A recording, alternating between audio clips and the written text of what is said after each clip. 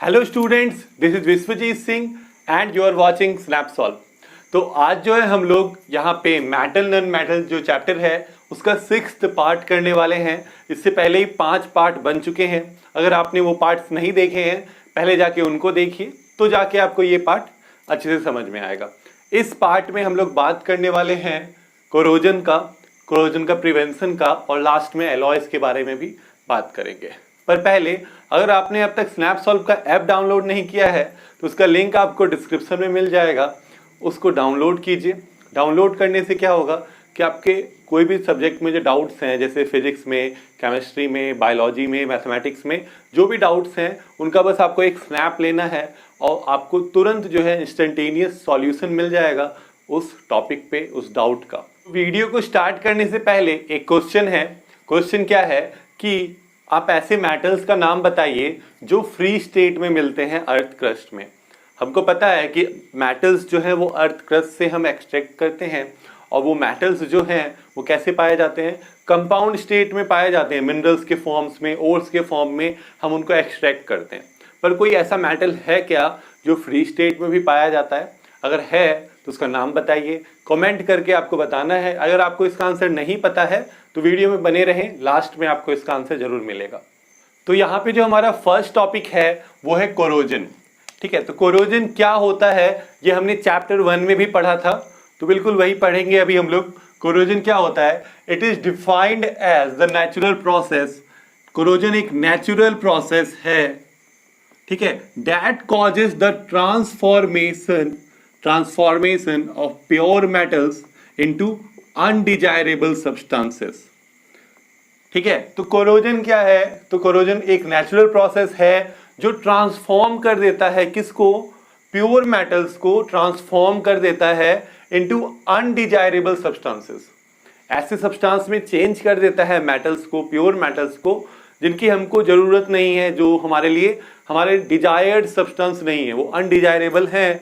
और कब होता है ऐसा? When they react with substances like air and water. वो रिएक्ट करते हैं ऐसे सब्सटेंसेस से जैसे कि एयर और वाटर, तो जो है जो ट्रांसफॉर्मेशन होता है प्योर मेटल का अनडिजायरेबल सब्सटेंस में, तो इस प्रोसेस को हम क्या बोलते हैं? कोरोजन बोलते हैं। तो कोरोजन क्या है? तो कोरोजन एक ट्रांसफॉर्मेशन है of pure metals to undesirable substance when metals react with air and water. तो एयर का बात अगर हम करें तो एयर में बहुत सारे गैसेस हैं। Air is full of gases. ठीक है, तो एयर का मतलब हो गया एयर में प्रेजेंट किसी गैस से रिएक्ट कर रहा है वो। ठीक है, तो एयर से रिएक्ट करने का मतलब ये हुआ। और वाटर तो पता ही है आप लोगों को। ठीक है, तो एयर या वाटर या दोनों से जब रिएक्ट करता है मेटल, तो जो हमको सब्सटेंस मिलता है वो क्या होता है? वो अनडिजायरेबल सब्सटेंस होता है। और ये प्रोसेस क्या होता है? कोरोजन होता है। तो हम लोग यहाँ पे 3 एग्जाम्पल्स ले रहे हैं कोरोजन का। फर्स्ट इज, सबसे common example, rusting of iron. Rusting of iron के बारे में तो आपने सुना ही होगा, देखा ही होगा, आयरन में रस्ट लगते हुए, जंग लगते हुए, है ना, वही है रस्टिंग ऑफ आयरन। तो क्या होता है, कैसे ये रस्टिंग होता है? Iron in the presence of moist air. ठीक है, मॉइस्ट एयर कहने का मतलब कि वहां पे वाटर और ऑक्सीजन दोनों का प्रेजेंस है। एयर में in the presence of water and oxygen क्या हो रहा है कि आपका आयरन जो है वो रिएक्ट कर रहा है, ठीक है, to form this chemical substance which is called rust. ये केमिकल सब्सटेंस का फॉर्मेशन कर रहा है जिसको हम क्या बोल रहे हैं? रस्ट बोल रहे हैं। ठीक है, तो आयरन रिएक्ट किया वाटर एंड ऑक्सीजन के साथ, मतलब मॉइस्ट एयर के साथ। ये मॉइस्ट एयर है, इसके साथ रिएक्ट किया, ये रस्ट फॉर्म किया। तो रस्ट का फॉर्मूला देखिए, Fe2O3 है, डॉट X H2O है। मतलब X जो आपका ये है वाटर मॉलिक्यूल्स हैं, वो डिफाइंड नहीं है कि एक मॉलिक्यूल ऑफ आयरन ऑक्साइड के साथ कितने वाटर के मॉलिक्यूल्स अटैच हैं। बहुत सारे भी हो सकते हैं या कम भी हो सकते हैं, ये डिपेंड करेगा कि उस समय एयर में कितने वाटर मॉलिक्यूल्स हैं। ठीक है, तो यहाँ पे हम लोग इसलिए X ले रहे हैं इसको। तो अब देखिए, रस्टिंग ऑफ आयरन हुआ, ये पता कैसे लगेगा? तो ये पता लगेगा कि जो आपका आयरन है, आयरन का जो कलर है वो सिल्वरी ग्रे होगा, है ना। सिल्वरी, ऑल मेटल्स, लगभग सारे मेटल्स सिल्वरी ग्रे कलर के होते हैं, है ना। तो जो आपका आयरन है वो सिल्वरी ग्रे है, और इससे ये किसमें चेंज हो जाएगा, रेडिश ब्राउन कलर में वो चेंज हो जाएगा। तो आप अगर देख रहे हैं कि आपका आयरन रेडिश ब्राउन हो गया है तो इसका मतलब ये है कि वो अब आयरन नहीं रहा, अब वो रस्ट में चेंज हो चुका है। ठीक है, तो इस प्रोसेस को हम कोरोजन कहते हैं। यहाँ पे कोरोजन हुआ आयरन का, तो ये बहुत ही जो है डिसएडवांटेजियस है हमारे लिए, क्योंकि आयरन हम हर जगह यूज करते हैं। आप देखे होंगे बिल्डिंग्स में, ब्रिजेस में, हर जगह आयरन का बहुत ज़्यादा यूज है। तो अगर आयरन ही कोरोड होने लगे तो क्या होता है, कोरोड होने के बाद वो उसका प्रॉपर्टी वो लूज कर जाता है और वो पहले जितना मजबूत स्ट्रांग नहीं रहता है, वो वीक होते जाता है जैसे जैसे कोरोजन होते जाता है। हमारा नेक्स्ट एग्जांपल है यहाँ कोरोजन इन कॉपर। कॉपर में कैसे कोरोजन होता है, तो बिल्कुल आयरन जैसा ही है, थोड़ा सा डिफरेंस है। आयरन भी मॉइस्ट एयर के साथ रिएक्ट करता है, कॉपर भी मॉइस्ट एयर के साथ रिएक्ट करता है। पर डिफरेंस क्या है कि आयरन सिर्फ मॉइस्ट एयर में ऑक्सीजन के साथ रिएक्ट कर रहा था, वाटर एंड ऑक्सीजन के साथ रिएक्ट कर रहा था। कॉपर जो है carbon dioxide, water and oxygen तीनों के साथ रिएक्ट कर रहा है। कार्बन डाइऑक्साइड भी होना चाहिए अगर कॉपर में कोरोजन होना है, तो सिर्फ ऑक्सीजन के प्रेजेंस में कॉपर में कोरोजन नहीं होगा, कार्बन डाइऑक्साइड भी होना चाहिए। तो जब कार्बन डाइऑक्साइड वाटर और ऑक्सीजन के साथ मिलके कॉपर क्या बनाता है, कॉपर एक कंपाउंड फॉर्म करता है। वो कंपाउंड कैसा होता है, मिक्सचर होता है दो कंपाउंड्स का, आप कह सकते हैं, जिसमें कि दो कंपाउंड्स फिजिकली अटैच्ड होते हैं। ये जो डॉट होता है बीच में, इसका मतलब होता है फिजिकली वो अटैच्ड हैं, फिजिकल प्रोसेस से हम उनको सेपरेट कर सकते हैं। तो हमको पता कैसे लगेगा कि कॉपर में कोरोजन हुआ, तो कलर चेंज से, जैसे यहाँ पे कलर चेंज हुआ, सिल्वरी ग्रे से रस्ट में चेंज हुआ। कैसे, रेडिश ब्राउन कलर हमने देखा, आयरन रेडिश ब्राउन कलर में चेंज हो गया, मतलब आयरन में कोरोजन हुआ। वैसे ही कॉपर अगर ग्रीन कलर में चेंज हो गया तो इसका मतलब क्या हुआ कि उसमें कोरोजन हुआ। कॉपर का कलर कैसा है, ऑरेंज रेड है ना, रेडिश कलर का है कॉपर, रेडिश कलर से वो ग्रीन कलर में चेंज हो जाता है, तो पता लग जाता है अरे कॉपर में तो कोरोजन हो गया।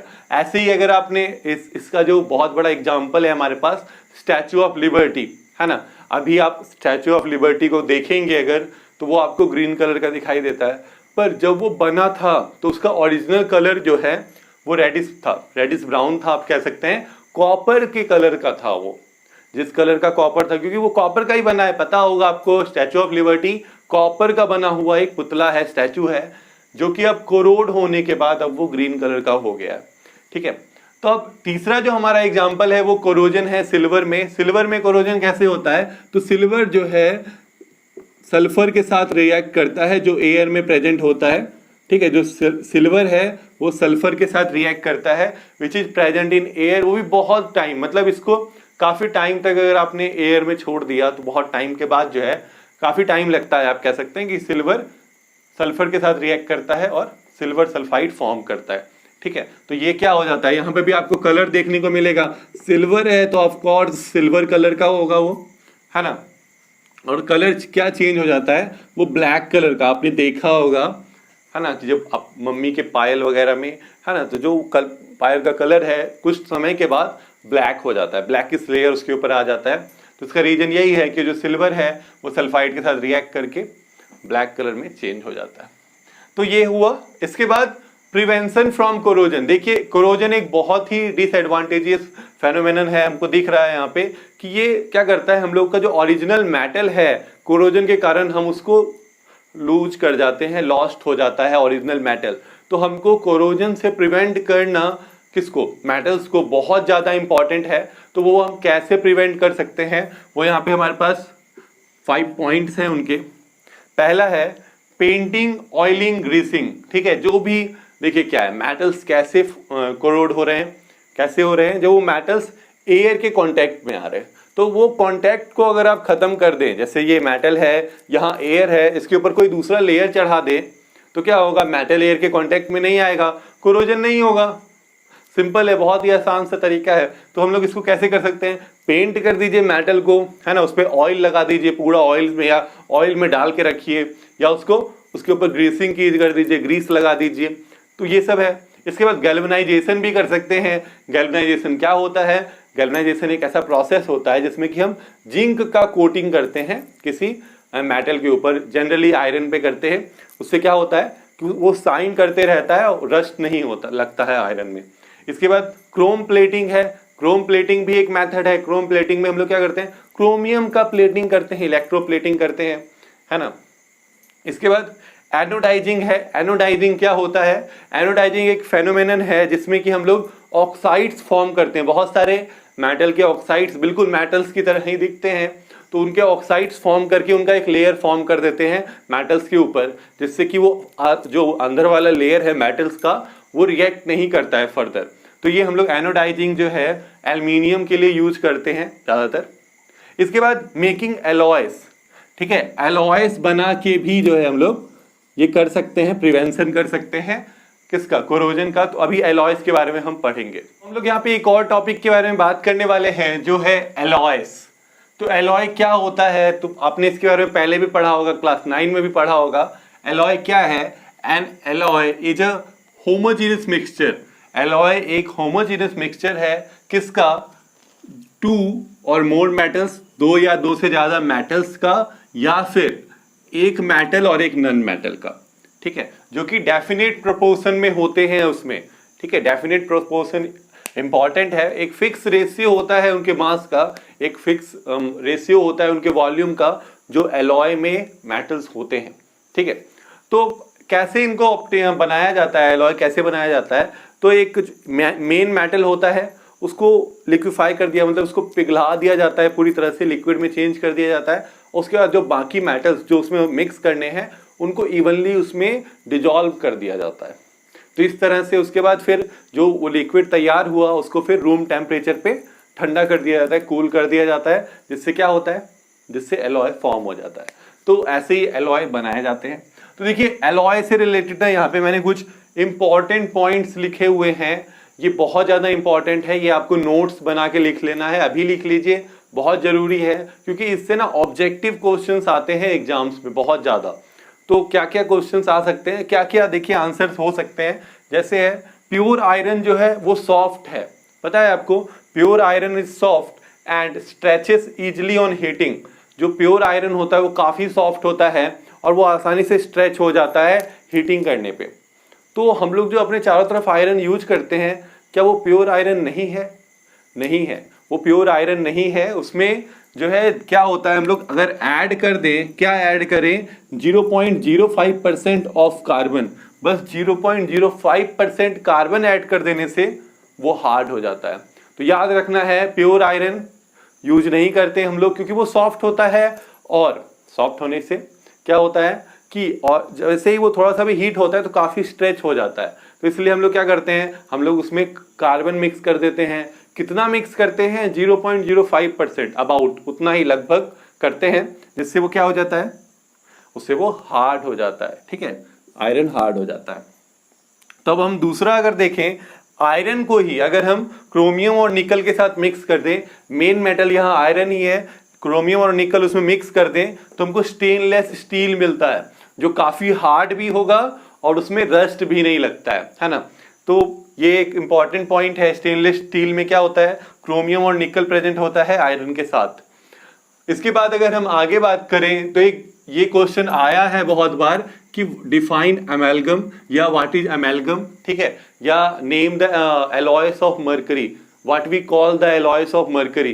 तो उनको हम अमेलगम बोलते हैं, एलॉयस ऑफ मरकरी को हम क्या बोलते हैं, अमेलगम बोलते हैं। याद रखना है, बहुत इंपॉर्टेंट है, अमेलगम वर्ड है for the alloys of mercury. Mercury के जो भी एलॉयस होंगे उनको हम क्या बोलेंगे, अमेलगम बोलेंगे, ठीक है। इसके बाद ये एक इंपॉर्टेंट पॉइंट है, ये एक इंपॉर्टेंट प्रॉपर्टी है एलॉय का कि alloys have low conductivity and low melting point. ये लो होगा यहाँ पे, low melting point then its metals.